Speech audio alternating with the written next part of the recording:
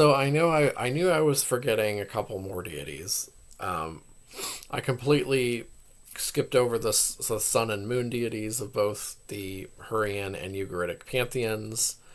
I don't know how I did that. Like those are my two favorite. Those are actually my two favorite deities.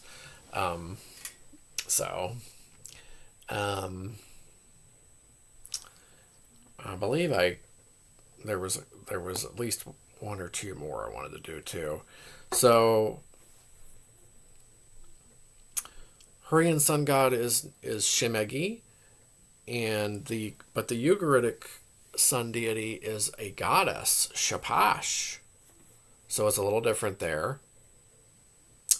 Um, Not too many ancient Near Eastern sun goddesses. The the Hattians and Hittites had a sun goddess and multiple sun gods. It just depended on the the city and origin of the deity. Um, but yes, the Hittites and the Hattians worshipped a sun goddess too. Sun goddess of Arena, Araniti, um, and Canaanites had Shapash, and the ancient Arabs also worshipped a sun goddess. Shams or Dat Himyam were two couple different names. She's got a couple different names in Arabia. Um, Speaking mostly southern Arabia and Yemen, so South Arabia is where that deity's cult was. Um, Wish we knew more about her too. By the way, I wish we knew more about the South Arabian religions, pre-Islamic ones, but pretty pretty obscure. You know, just I'm just saying compared to the rest, we just don't know as much about them. Um, that's very unfortunate. But yeah, not too many solar goddesses in the ancient Near East, but obviously it's Shapash, and then the sun goddess of Arena, were the two well-known ones. So Shemegi is more related to like the Babylonian deity Shamash. Shamash, his cult was widespread all over Syria and Mesopotamia. So he's more related to Shamash, I believe. Um, and he's probably related to Tiwa, the Luwian deity, the sun god Tiwad as well. There's some relation there. Uh, cross cultural influences there. So, of course, with the moon deity, now the two moon deities are a lot. Now, I did want to say Shemegi and Shapash's characteristics though are very similar. They're both like messenger, shepherd, um, mostly metaphorically speaking, but they're both like like a divine messenger or shepherd style deity as well. Um, so the moon deity is Kuzu for the Hurrian moon god, and Yarick for the Ugaritic moon deity. Um, and they're pretty closely related, I would say. And of course, Kuzu is also similar to the Mesopotamian and Syrian moon god Sin or Shahar in Aramean. But let's see.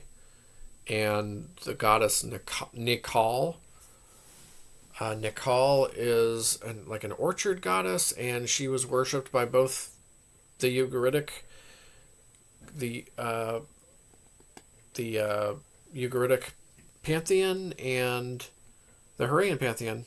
Both people, worshipped her, and of course she was the consort of the moon god. Shapash, I don't think has a consort.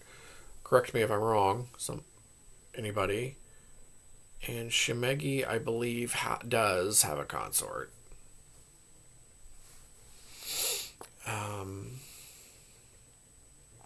I don't know if it's like the same consort as the god Shamash, which is Aya. Like she's like a goddess. Well, you know what? Aya could also be associated with the sun too. So maybe she's like, I don't know if she would be considered a sun goddess or not, though. But she's definitely associated with light. And particular stars as well, actually. But he probably has she probably has a Hurrian equivalent, and that's the consort of Shemegi. I would just have to look again and see. Shapash, I don't know. She has a lot of conversations with different deities. Like, she has conversations with Ashtar, although they're not that's not her consort.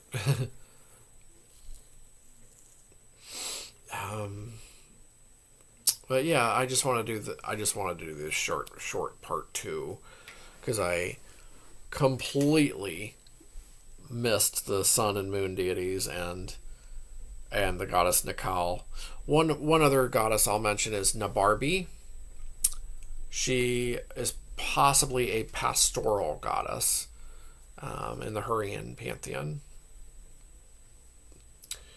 And of course there's Kubaba and Adama, who they're in the Hurrian pantheon, and I believe they're also in the Ugaritic pantheon, but both as sort of minor deities at this early stage. Of course, Kubaba was like the divine queen of the city of Carchemish.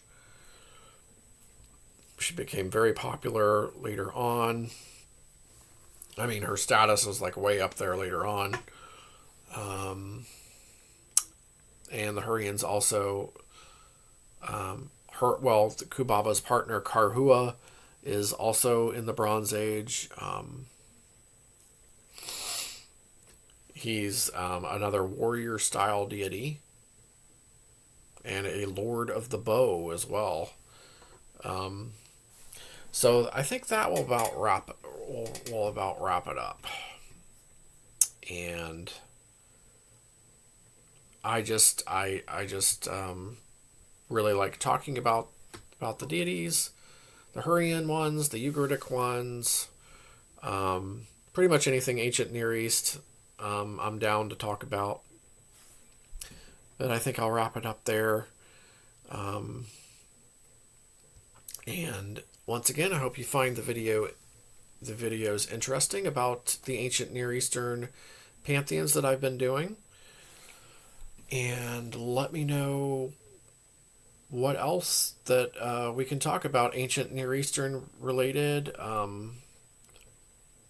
with the different pantheons and religions and mythologies, practices, and all of that. So, as always, thank you for watching, and I will be back with more related content in the near future.